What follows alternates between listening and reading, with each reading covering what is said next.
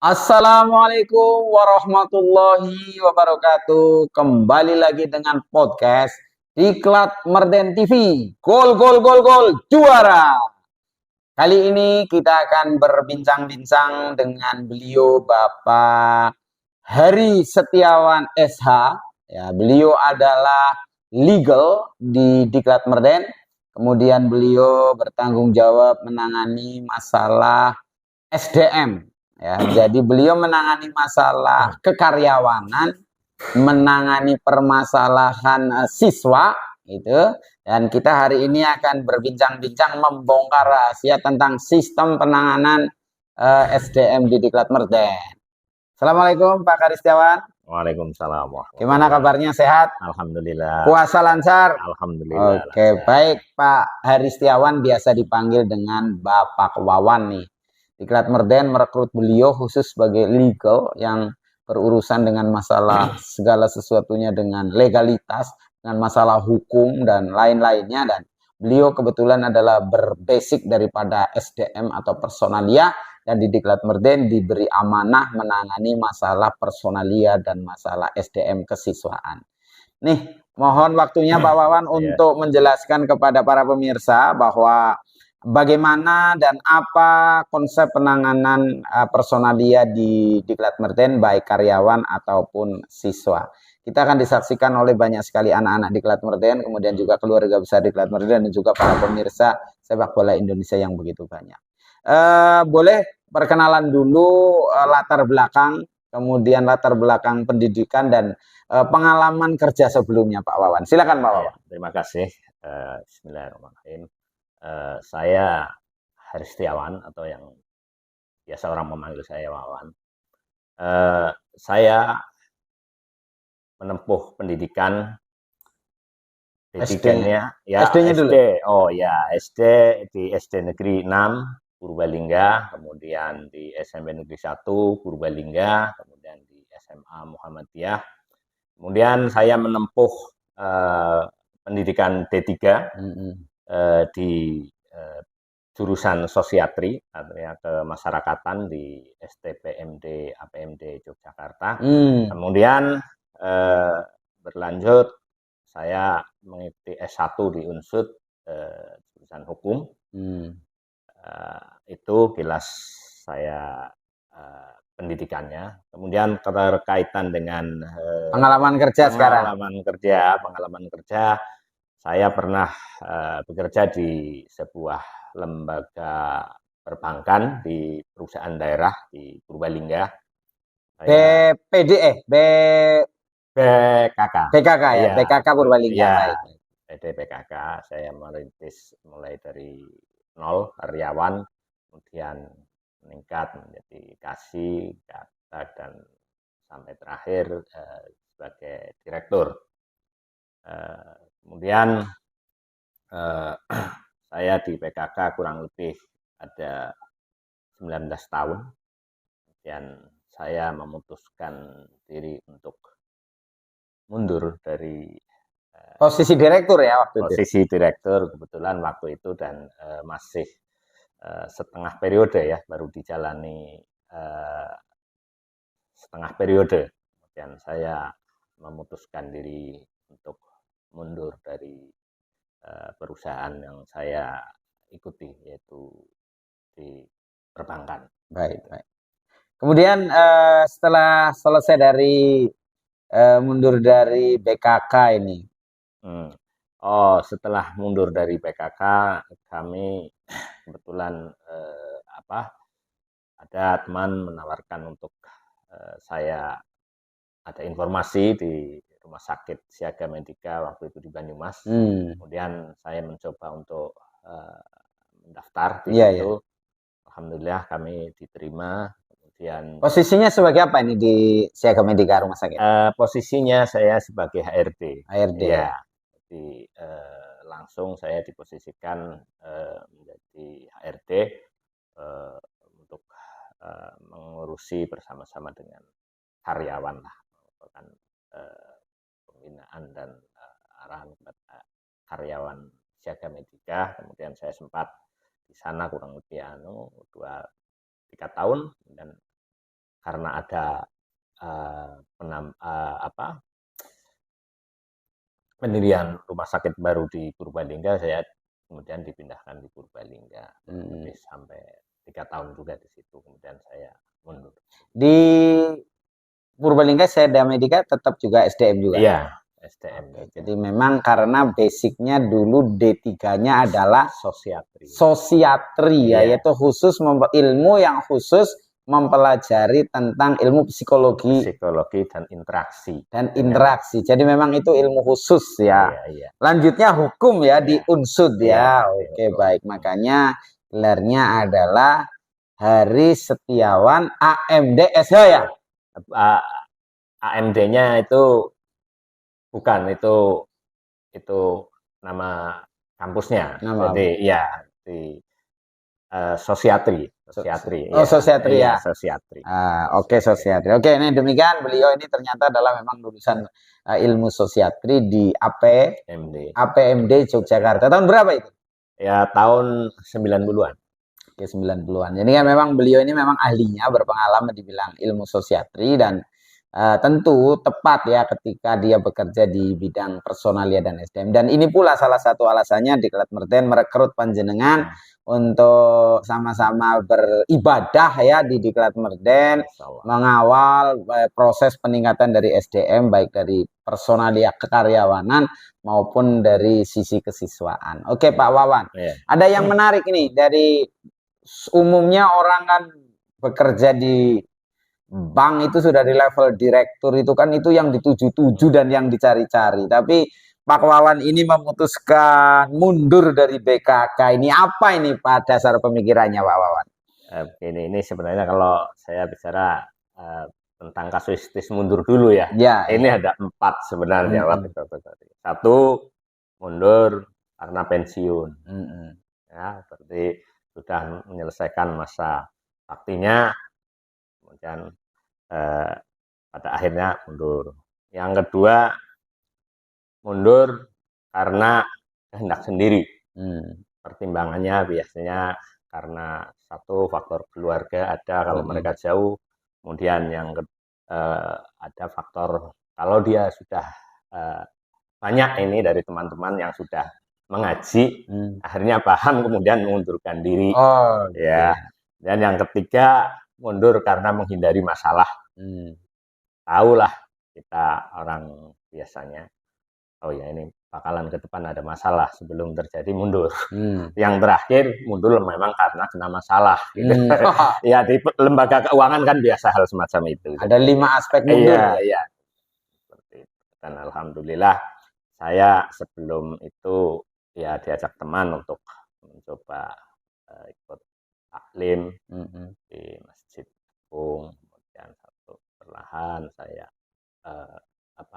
meyakini bahwa saya akan menjadi lebih baik, tentunya dari sisi akhiratnya ya, bukan kalau dari sisi dunia mungkin siapa yang rasanya nggak tergiur dengan itu. Oke, baik.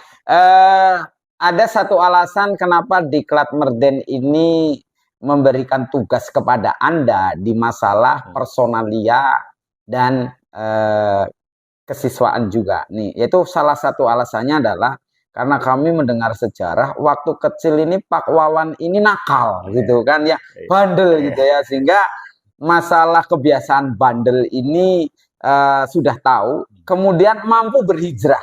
Nah, bahwasanya konsep dasar pembinaan di Diklat Merten adalah bahwa kita menerima berbagai jenis karakter anak, entah yang sudah baik, yang punya kenakalan, ataupun yang bandel, kami terima semuanya. Dan ketika berada di Diklat Merten, visi kami adalah membuat yang sudah baik menjadi semakin baik, yang belum baik menjadi baik, dan yang bandel menjadi baik. Nah, tentu karena membutuhkan pengalaman nakal waktu kecil. Salah satu pertimbangannya manajemen Diklat Merten untuk Anda adalah itu. Boleh enggak diceritakan secara alur kenakalannya semacam apa waktu muda, kemudian setelah dewasa ini tahu nakal seperti apa, dan akhirnya hijrah.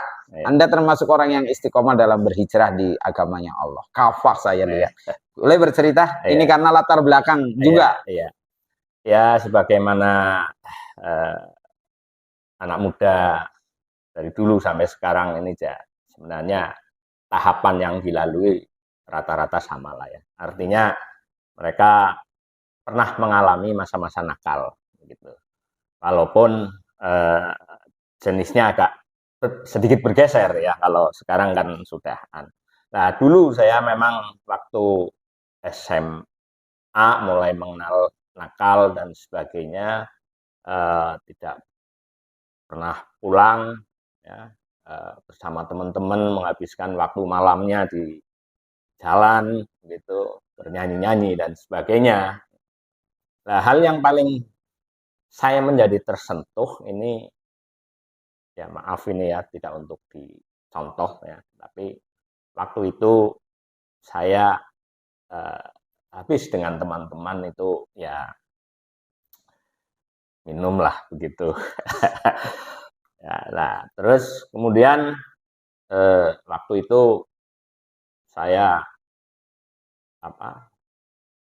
pulang ke rumah dalam keadaan mabok. ya sempoyongan begitu. Kemudian yang buka pintu itu ibu saya. Masya Allah. Ya, kalau ingat saja Nah, ya. nah. Jadi ibu saya. Tapi dalam keadaan sadar itu ya Anda ya, bahwa Iya, sempoyongan masih sadar iya, ya? iya masih bisa pulang sadar ya. Kemudian saya tinggal bertiga kan, bapak, ibu, kemudian saya. Kemudian ibu saya dengan naluri keibuannya menanyakan, kenapa kamu muntah-muntah di kamar mandi? Kamu masuk angin apa? Atau gimana? Nah, akhirnya ibu saya spontan mengambil minyak kayu putih. Masya Allah. Kemudian saya disuruh telanjang baju, kemudian dari belakang dikeroki. Dari situ saya semacam tersayat hatinya. Saya yang sudah tua ngeroki anaknya. Anaknya. Iya, kalau anaknya lagi benar, sakit. lagi iya, harusnya saya yang sudah saatnya itu berbakti kepada orang tua, malah orang tua yang merawat saya, padahal saya dalam keadaan kotor. Dan sampai saat ini ibu saya tidak tahu kalau kejadian itu sebenarnya saya muntahnya bukan karena masuk angin, tapi karena habis mabuk. Dari situ saya, alhamdulillah barangkali ini hidayah awal dari Allah, bahwa saya langsung hari itu paginya langsung mandi keramas, sholat tobat ya semampu saya, karena waktu itu saya juga jarang ngaji ya, ya sebelumnya bahasa anunya lah. Intinya saya mohon maaf kepada Allah, kepada ibu saya, bahwa saya mudah-mudahan tidak tergolong anak yang durhaka. Jadi saya dari awal itu saya mulai perlahan-lahan menata diri. Itu sejak umur berapa itu kejadian itu? Itu ya waktu-waktu antara SMA sampai ya mahasiswa awal lah, pertengahan, karena kan setiap saya pulang kumpul dengan teman. Pertanyaannya, kejadian pada hari itu apakah itu pertama kali dan terakhir atau sebelumnya sudah biasa? Ya sebelumnya ya sudah. Cuman tidak ketahuan oleh orang tua dengan sedetail itu ya. Iya, betul. Jadi ini yang betul-betul mungkin Allah lewat jalur ibu saya. Ibu saya enggak pernah marah karena memang saya dalam kenakalan itu saya rahasiakan kan. Saya enggak vulgar gitu. Oke, baik. Dan akhirnya jenengan sejak saat itu hijrah ya? Insya Allah iya. Sejak saat itu ya? Iya. Oke, kemudian kita kembali ke pokok pekerjaan ini di Diklat Merten ini. Nah, panjenengan selama di Diklat Merten ini kan bertugas di personalia. Salah satu tugasnya kan memfilter siapapun pelamar, dari pelatih, kemudian admin, kemudian ustadz, dan di bidang-bidang yang lain itu kan harus difilter dulu oleh Anda ketika mereka mau melamar. Ceritakan dong bagaimana konsep memfilternya untuk kekaryawanan di Diklat Merten. Ya, terima kasih. Hal yang mendasar harus seluruh karyawan pahami adalah bahwa kita di sini itu kan diberikan amanah oleh orang tua. Kita melakukan pembinaan di sini, kita mengajari tentang banyak hal, mulai dari agama, sepak bola sudah barang tentu, menata adab, akhlak, dan sebagainya. Nah, tentunya ini menjadi pokok yang tidak boleh lepas, yang tidak boleh karyawan itu tidak tahu tentang hal ini. Makanya ketika seleksi karyawan, saya paling tidak menelisik pertama, apakah sang calon karyawan itu punya bakat sebagai pelayan. Itu yang pertama, ini hal yang fundamental yang sangat penting. Jadi mereka harus dari wawancara itu harus diketahui bahwa calon karyawan ini memiliki jiwa pamomong lah istilah orang Jawa. Kemudian setelah itu kita juga akan melakukan pengawasan kepada karyawan, bagaimana sikap dia, perilaku dia selama masa percobaan, dan kita harus memberikan kepada calon karyawan itu pemahaman untuk berkomitmen bahwa kita di sini itu sebagai pelayan, bukan sebagai orang yang dilayani, karena segala sesuatunya nanti akan kita sampaikan laporan-laporan kepada orang tua, khususnya bila mana terjadi hal yang orang tua belum paham. Nah, kalau karyawan ini kurang paham tentang hal ini ya akan menjadi kurang baik. Makanya dari sisi itu kami perhatikan secara serius dulu. Oke, baik. Terkait dengan masa percobaan tadi bahwa seluruh staf karyawan di Diklat Mertin mengalami masa percobaan 3 bulan. Tujuannya kan satu, dengan dia bekerja 3 bulan, ini manajemen bisa menilai punya jiwa pamomong atau enggak. Kemudian punya komitmen dalam pekerjaan enggak, punya integritas enggak, punya loyalitas atau enggak. Itu dari sudut manajemen menilai karyawan. Kemudian dari karyawan pun diberi kesempatan yang sama dengan bekerja di Diklat Mertin, sistem yang ada, lingkungan yang ada, cara kerja yang ada. Dia merasa cocok enggak nih? Kalau dia cocok, maka dia bisa menerima tawaran lebih lanjut. Sebaliknya kalau nggak cocok, dia bisa mundur. Nah, demikian juga manajemen. Kalau menurut kita pekerjaannya tidak sesuai yang kita harapkan, kita juga berhak untuk tidak melanjutkan ke masa kontrak. Dan sebaliknya, ketika bagus ya kita bisa menawarkan. Maka terjadilah kecocokan antar karyawan dengan manajemen. Itu sudah difilter oleh Anda seperti itu. Nah, pertanyaannya adalah setelah masuk berjalan, bekerja, kendala-kendala apa yang sering muncul di tingkat kekaryawanan? Ya, hasil pantauan saya, tentunya kita kan juga banyak karyawan yang muda, begitu ya. Tidaklah juga muda, hal yang paling mendominasi hampir seluruh karyawan atau manusia adalah egoisme yang cukup tinggi. Nah, ini yang kami mencoba untuk melihat persoalan emosi ini menjadi hal yang serius. Emosi bisa terlampiaskan lewat egoisme ketika kita bekerja bersama-sama. Sehingga kami harus melakukan pendekatan, kami harus sering duduk bareng.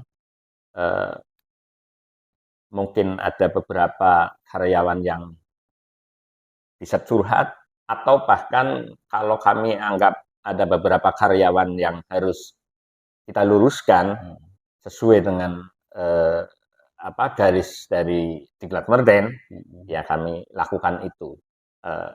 Tentunya dengan penuh kesabaran dan karena ini menjadi penting bagaimana dia akan melakukan sebuah melakukan pekerjaan memomong kalau dirinya sendiri dia tidak bisa memomong dirinya sendiri kan semacam itu. Baik, oke.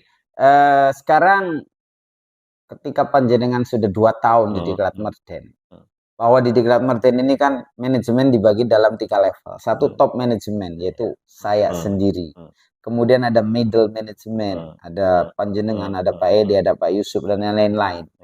Kemudian ada lower management, pelaksana dan lain-lain. Nah, juga pekerjaan di sini ada sistem kerjanya untuk menuju harmonisasi bekerja, maksimalisasi kerja, dan totalitas di dalam bekerja. Kan itu yang dituju, sehingga hasilnya terbaik, menjadikan suatu suasana kerja yang nyaman dan penuh keberkahan. Menurut panjenengan, penilaian dari sistem ketiganya, dari top manajemen, boleh dong saya dikoreksi ya. Nah, kemudian di middle teman-teman bagaimana secara sudut ilmu sosiatri yang Anda kenali? Pertama kita harus memahamkan semua dulu kepada seluruh karyawan, termasuk dari paling atas ke bawah, karena adanya sebuah penyimpangan dalam bekerja, dalam hal ini tidak manut lah ya, yang saya maksud, itu sebenarnya bisa karena faktor tidak tahu, ya, tidak tahu tatanannya. Ya, kemudian juga bisa disebabkan karena faktor persoalan di luar yang mereka kurang bisa mengendalikan.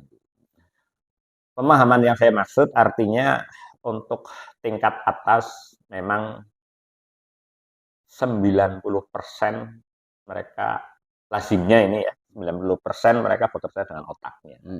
Kemudian 10% baru dengan tenaganya. Nah, kalau di tingkat tengah itu 50-50. Nah, kemudian di tingkat bawah biasanya 90% dengan tenaga, 10% dengan nalarnya.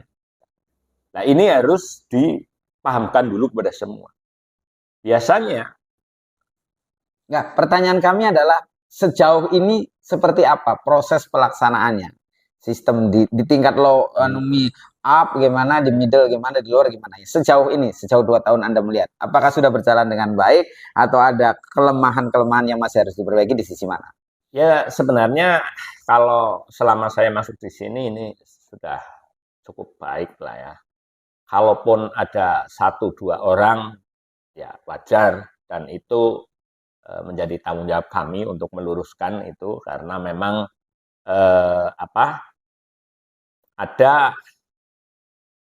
ada yang orang mungkin punya pemikiran bahwa senengan temen enak bener itu di sana lah. Padahal mereka levelnya level atasan kita, makanya harus kita luruskan seolah-olah bahwa orang bekerja itu adalah orang yang paling kesel sendiri ya, secara tenaga begitu, orang yang waktunya habis untuk, padahal kan level atas tidak mesti demikian. Nah, ini yang pernah saya jumpai, tapi alhamdulillah saya luruskan. Anaknya kebetulan sebenarnya ini karena faktor tidak tahu saja. Ketika saya ajak bicara, duduk bareng, ternyata enak, dan alhamdulillah tidak merasa dia tersinggung ataupun apa, karena memang saya lihat berarti saya bisa menyimpulkan sebenarnya anak ini punya potensi untuk ingin maju karena dia mau dikoreksi begitu loh. Ya. Itu seperti. Oke, kemudian di tingkat middle, kalau itu tadi tingkat lower ya. Ya. Jadi kalau di tingkat middle ini biasanya yang, tapi tidak seluruhnya sih ya. Yang harus kita tata itu adalah sebenarnya faktor emosi yang tadi saya sampaikan, yang berujung pada egoisme. Ya, biasanya karena di sini orang yang sudah berposisi di tengah kan ya, di tengah dia punya bawahan, dia ada atasan, ya ini memang perlu pengawalan khusus dan perlu seorang itu dan pemilihan khusus perlu bijak, karena kadang di sini atau dimanapun kalau sudah posisi di tengah ini biasanya kalau tidak pinter-pinter membawa diri, ini pekerjaannya bisa mencelakakan orang lain, ya, demi keuntungan sendiri. Nah, ini yang harus diwaspadai ya. Biasanya egoismenya ini lebih terkedepankan ini biasanya yang semacam ini. Artinya ada yang berprinsip, udah yang penting di bidang saya udah beres, yang lain lah urusan mereka lah. Yang penting, nah ini kita harus jeli melihat itu, harus dibenahi, harus diluruskan sekali lagi bahwa apalagi kita bekerja di mengelola sepak bola.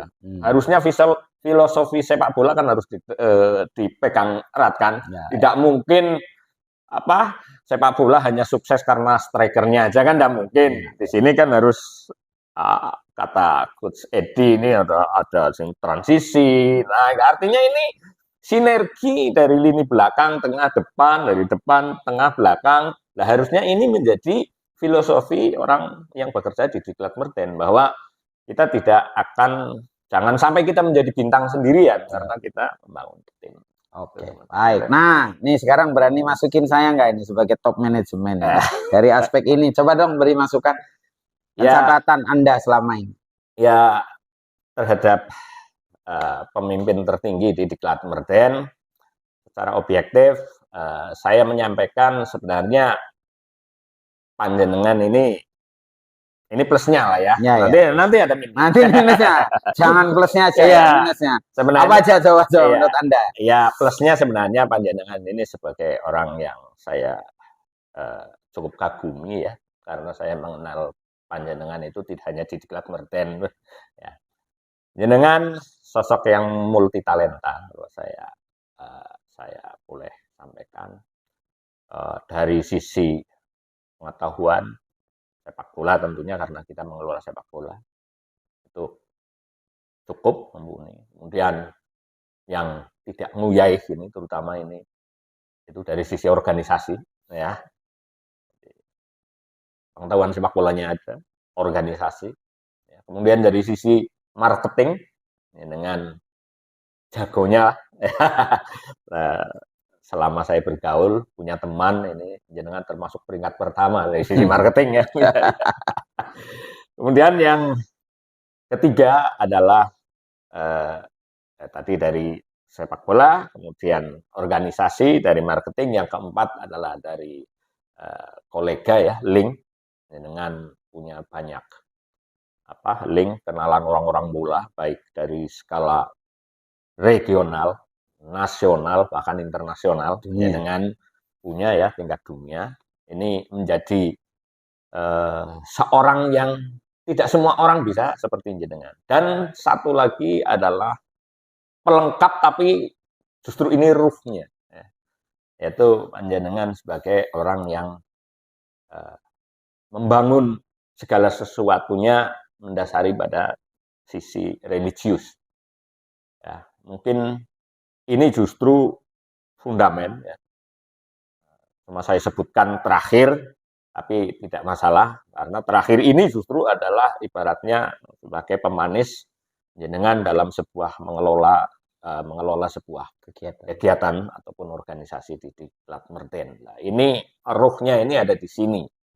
Ini 5 hal yang menjadikan panjenengan bisa, saya katakan, angkat topi lah ya, hebat di sini.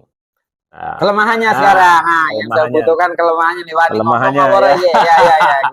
Artinya sebagai mitra ya, kan saya tetap punya filosofi begini Pak ya.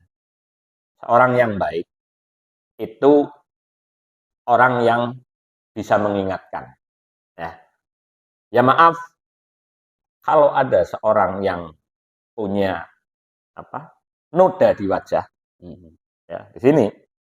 Padahal dia mau kondangan nih ceritanya ya, mau kondangan, dia nggak sengaja ini ada noda di sini. Secara gestur, secara dilihat orang, mungkin saya bisa dianggap kurang ajar. Pak itu loh, bidaimu itu loh. Orang pasti aku, kurang ajar bener ini anak, berani-berani nunjuk. Padahal maksud saya adalah bagus, di situ ada noda, maksudnya bisa perlu ambil tisu lah, dibersihkan. Jadi apa yang kita lihat, apa yang kita tampak tidak mesti keadaannya seperti itu. Justru malah ternyata di situ ada kasih sayang karena ingin menyelamatkan dia dari sisi malu di banyak orang, nanti orang melihat seperti itu. Nah, kaitannya dengan panjenengan, saya melihat jenengan itu sebenarnya karena faktor kondisi lah, keadaan, ya, yaitu bahasanya itu jenengan itu pelupa, ya. Saya paham jenengan dengan kesibukannya, ya, sehingga mungkin yang kami rasakan dan teman-teman karyawan ada mungkin yang paling mendominasi itu adalah faktor itunya, Pak. Lupa ya, gampang lupa. Karena saking banyaknya yang dipikirkan.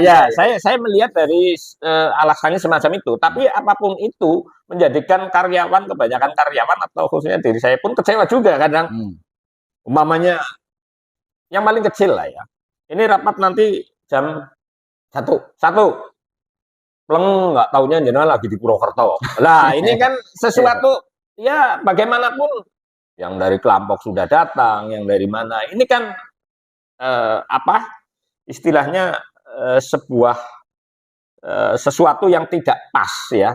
Artinya, lah ini yang saya sarankan ke panjenengan mungkin penting untuk dibenahi dalam hal ini karena dikelola. Ya, karena jujur ini bisa menurunkan trust kalau ini dilakukan pembiaran. Makanya hal tersebut untuk mohon panjenengan bisa menjaganya dari sisi ini. Mudah-mudahan sesibuk apapun, malah kalau perlu sebenarnya jenengan harus mengangkat orang kepercayaan ini, asisten ya, untuk mengatur paling tidak ya maaf saya tidak menggurui ya, tapi yang saya lihat karena jenengan dengan kesibukannya malah lupa. Kalau ada kan mungkin Pak hari ini ada acara di sini. Mungkin itu bisa membantu jenengan. Mungkin itu kekurangannya, Pak. Baik, terima kasih masukannya, luar biasa ini berbicara tentang karyawan. Sehingga mudah-mudahan ke depan makin lebih baik dalam segala hal. Dan perlu diketahui saat ini jumlah karyawan di Diklat Merten ini jumlahnya 46, Bapak ya, 46. Jadi cukup banyak juga ya yang harus dikelola, juga tidak kecil lagi, dan semuanya bersifat melayani anak.